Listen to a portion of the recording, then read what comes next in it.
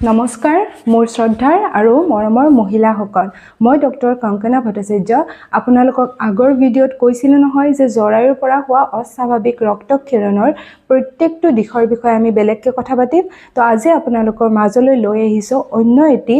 তাত অন্তৰ্ভুক্ত থকা বিষয় যাক কোৱা হয় মেনৰেজিয়া বুলি এতিয়া মহিলা এগৰাকীৰ মাহেকীয়াৰ সময়ত 3 পৰা 5 দিনলৈকে নৰ্মেলি ব্লিডিং হয় ৰক্তপাত হয় কিন্তু মহিলাগৰাকীৰ যদি তাতকৈ বেছি দিনলৈকে ৰক্তপাত হৈ থাকে তেতিয়া হলে সেই কন্ডিশনটো কোৱা হয় মেনৰেজিয়া বুলি লগতে মহিলাগৰাকীৰ দিনটোত যদি 7খনতকৈও বেছি পেড ইউজ কৰিবলগীয়া হয় তেনে হলে সেই কন্ডিশনটো কোৱা হয় হাইপাৰমেনৰিয়া আৰু এই সকলোবোৰ অন্তৰ্ভুক্ত থাকিব জৰায়ুৰ পৰা হোৱা অস্বাভাৱিক ৰক্তক্ষৰণৰ ভিতৰত সমস্যাটোৰ বিষয়ে জানিলে নহব আমি ইয়াৰ প্ৰতিকাৰৰ বিষয়ে জানিব লাগিব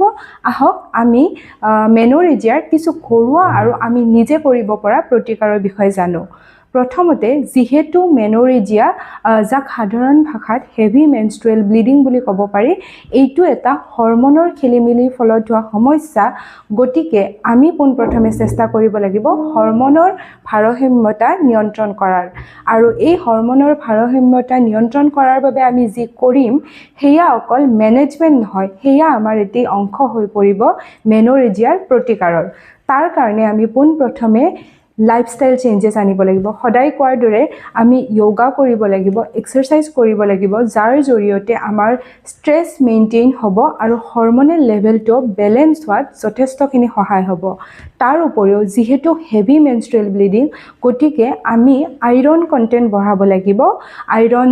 প্ৰচুৰ পৰিমাণে থকা খাদ্য খাব লাগিব